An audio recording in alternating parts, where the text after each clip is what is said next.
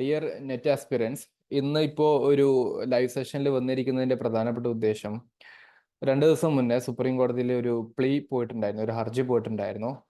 Net re examination അത് stay ചെയ്യണം എന്ന് പറഞ്ഞിട്ട്. ഞാൻ ആ ന്യൂസ് ജസ്റ്റ് ഒന്ന് കാണിച്ചു തരാം. അതുമായി ബന്ധപ്പെട്ടിട്ട് കുട്ടികൾക്ക്, ആസ്പിരൻസിന്, എക്സാമിനേഷന് വളരെ കാലമായിട്ട് വെയിറ്റ് ചെയ്തിരിക്കുന്ന കുട്ടികൾക്ക് ഒരുപാട് ടെൻഷൻസ് ഉണ്ട്. അപ്പോൾ അത് എങ്ങനെ റെക്ടിഫൈ എന്നുള്ളതിൻ്റെ ഒരു ചെറിയ കാര്യം പറയാൻ വേണ്ടിയാണ്. അപ്പോൾ ഇതാണ് ആ ന്യൂസ് ഉണ്ടായിരുന്നത്. Plea Supreme Court seeks stay on re examination of UGC net examination എന്ന് പറയുന്നത്. അപ്പോൾ ലൈക്ക് ഇങ്ങനത്തെ കുറച്ച് കാര്യങ്ങൾ നമുക്ക് കാണാൻ പറ്റും അല്ലേ. അപ്പം ഞാൻ എന്ത് ചെയ്യാം, ഒരുപാട് ന്യൂസസ് അതുമായി ബന്ധപ്പെട്ട് ഇങ്ങനെ പല രീതിയിൽ വരുന്നുണ്ട്. ഞാൻ വളരെ സിമ്പിളായിട്ട് 1-2 കാര്യങ്ങളൊന്ന് പറഞ്ഞു തന്നേക്കാം. നിങ്ങൾ ഒരുപാട് പാനിക് ആകേണ്ട ഒരു സിറ്റുവേഷൻ ഒന്നല്ല. നിങ്ങൾ കൃത്യമായിട്ട് ഇത് ചെയ്യേണ്ടത്, സ്വാഭാവികമായിട്ടും നിങ്ങൾ ഇത്രയും കാലം എടുത്തിരിക്കുന്ന എഫേർട്ടും കാര്യങ്ങളൊക്കെ വാല്യൂ ചെയ്യണം. അപ്പോൾ കുട്ടികളെ സംബന്ധിച്ചിടത്തോളം ഇത് ഭയങ്കര കൺഫ്യൂഷൻ ഉണ്ടാക്കുന്നതാണ്. ഇത് പല എക്സാംസിൽ ഇപ്പോൾ നടന്നുകൊണ്ടിരിക്കുകയാണ്. 2024 ഫുള്ള് ഇങ്ങനത്തെ ഒരു ട്രെൻഡ് ആയി പോയി എന്നുള്ളത് കുട്ടികളുടെ കരിയർ അനുസരിച്ച് നോക്കുമ്പോൾ അത് വല്ലാത്ത സങ്കടകരമായിട്ടുള്ള കാര്യമാണ്. അതിൽ ഗവൺമെന്റ് ആക്ച്വലി റെസ്പോൺസിബിൾ ഒക്കെ തന്നെയാണ്. അപ്പോൾ എനിക്ക് ഈ ഒരു വിഷയത്തെക്കുറിച്ച് പറയാനുള്ള കാര്യം ഇത്രയേ ഉള്ളൂ. വളരെ സിമ്പിളായിട്ട് ശ്രദ്ധിച്ച് കേൾക്കുക. സുപ്രീം കോടതിയിൽ പോയിട്ടുള്ള ഈ ഒരു ഹർജി എന്ന് പറയുന്നത്, അത് സ്വാഭാവികമായിട്ട് നമ്മുടെ പല മേഖലയിലുള്ള ആൾക്കാർക്ക് തോന്നുന്ന ചില കാര്യങ്ങളാണ്. ലൈക്ക് നിങ്ങൾ ആലോചിച്ച് നോക്കിക്കേ, എക്സാമിനേഷൻ നടത്തേണ്ടതില്ല എന്ന് വിശ്വസിക്കപ്പെടുന്ന ആൾക്കാർ അവർ ഹർജി കൊടുക്കും എന്തായാലും. എക്സാമിനേഷൻ വേണം എന്ന് പറയുന്ന ആൾക്കാർ അവർ എക്സാമിനേഷന് ഡിമാൻഡ് ചെയ്തുകൊണ്ട് വേറെ ഹർജി പോകും. നമുക്ക് ഇതിന്റെ ഒരു എൻഡ് റിസൾട്ട് എന്ന് പറയുന്നത് പറഞ്ഞ പോലെ എന്താണ്, ആ, ഒന്ന് സുപ്രീം കോടതി ഇതിന് ഒരു മറുപടി പറയണം. എഡ്യൂക്കേഷൻ മിനിസ്ട്രി അതിന് റെസ്പോണ്ട് ചെയ്യണം. NTA എന്ത് ചെയ്യാൻ പറ്റുന്നുള്ളത് അവരുടെ അപ്ഡേറ്റ് വരണം. ഓക്കെ, ഇത് പറയാനുള്ള മെയിൻ റീസൺ എന്താ വെച്ച് കഴിഞ്ഞാൽ, നമ്മുടെ CBI റിപ്പോർട്ട് വന്നപ്പോൾ എന്ത് സംഭവിച്ചു, പ്രത്യേകിച്ച് അങ്ങനെ ഒരു ഡോക്ടേർഡ് ആയിട്ടുള്ള എവിഡൻസും കാര്യങ്ങളൊന്നും വന്നിട്ടില്ല. അതായത് ക്വസ്റ്റ്യൻ പേപ്പർ വലിയ ലീക്കൊന്നും സംഭവിച്ചിട്ടില്ല എന്നുള്ള ഒരു കാര്യമാണ് വന്നിട്ടുള്ളത്.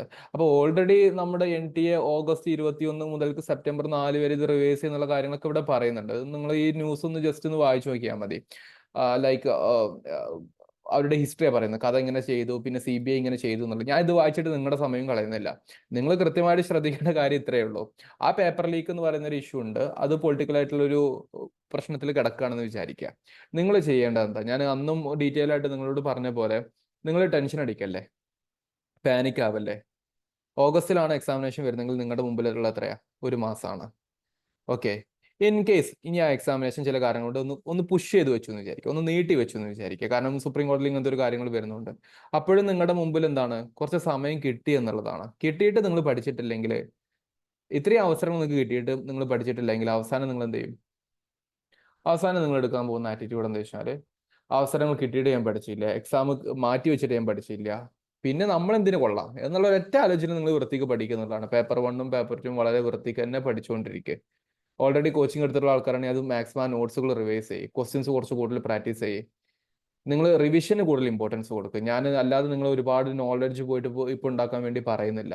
അപ്പൊ ദയവ് ചെയ്ത് കുട്ടികളെ നിങ്ങൾ ആരും ടെൻഷൻ അടിക്കേണ്ടതില്ല. നമുക്ക് എന്തായാലും ഒഫീഷ്യൽ അപ്ഡേറ്റിന് വേണ്ടി കാത്തു നിൽക്കാം. ഇത് പറയേണ്ടി വരുന്ന സാഹചര്യം വെച്ചാൽ, ക്രിസ്റ്റൽ ഒരുപാട് പിള്ളേർ നെറ്റിന് പഠിക്കുന്നുണ്ട്. ഇപ്രാവശ്യം തന്നെ 100+ ആൾക്കാർ നെറ്റ് എക്സാമിനേഷൻ അപ്പിയർ ചെയ്യേണ്ട ആൾക്കാരാണ്, അതായത് ജൂൺ എക്സാമിനേഷനിലോട്ട്. അപ്പൊ അങ്ങനത്തെ ഒരുപാട് കുട്ടികൾക്ക് സ്വാഭാവികമായിട്ട് ടെൻഷൻ ഉണ്ടാക്കും. അപ്പൊ ആ ടെൻഷൻ ഒരിക്കലും നിങ്ങളെ ബാധിക്കരുത് എന്നുള്ളതുകൊണ്ടാണ് ഞാൻ ഇതെല്ലാവരോടും പറയുന്നത്. അപ്പൊ ആ രീതിയിൽ കാര്യങ്ങൾ മനസ്സിലാക്കിയിട്ട് എന്ത് ചെയ്യുക, നിങ്ങൾ ചെയ്യുക. ഇത്രയേ ഉള്ളൂ. നിങ്ങൾ റിവിഷൻ ഇമ്പോർട്ടൻസ് കൊടുക്കുക. പേപ്പർ 1ന് അത്യാവശ്യം സമയം കൊടുക്ക്. പേപ്പർ 2 നോക്ക്. പേപ്പർ 1ൽ 10 യൂണിറ്റിൽ നിങ്ങൾക്ക് ടെൻഷനുള്ള കൺഫ്യൂഷനുള്ള ഏരിയാസ് ഉണ്ടാവും. നിങ്ങൾ ആ സ്റ്റേ വെച്ചിട്ട് നിങ്ങൾ എന്ത് ചെയ്യേണ്ട, നിങ്ങൾ അതിൽ ടെൻഷൻ അടിക്കേണ്ട. Give some time. ആ ടൈമിൽ നമുക്ക് അപ്ഡേറ്റ്സ് കിട്ടും. നിങ്ങൾ ചെയ്യേണ്ടത് ടെൻഷൻ അടിക്കേണ്ട, നിങ്ങൾ ഈ കാര്യങ്ങളുമായിട്ട് കൂടുതൽ മൈൻഡ് ആക്കിയിട്ട് ടെൻഷൻ മൈൻഡ് ക്രിയേറ്റ് ബുദ്ധിമുട്ടണ്ട. ആസ്പിരൻസ് ആകുമ്പോൾ സ്വാഭാവികമായിട്ടും ഉണ്ടാകുന്നതാണ് മക്കളെ. പക്ഷെ നിങ്ങൾ പേടിക്കേണ്ട, നിങ്ങൾ കൃത്യമായിട്ട് റിവിഷൻ ഇമ്പോർട്ടൻസ് കൊടുക്കുക. കേട്ടോ, ഇതാണ് കാര്യം. അപ്പൊ നിങ്ങൾ ടെൻഷൻ അടിക്കാതെ കൃത്യമായിട്ട് പഠിച്ച് മുന്നോട്ട് കൊണ്ടുപോകുക. ഇനി നിങ്ങൾക്ക് നിങ്ങളുടേതായിട്ടുള്ള വല്ല അഭിപ്രായങ്ങളും കാര്യങ്ങളും പറയാനുണ്ടെങ്കിൽ ജസ്റ്റ് കമന്റ് ചെയ്യുക. അതൊന്ന് കമന്റ് ചെയ്തേക്ക്. Thank you.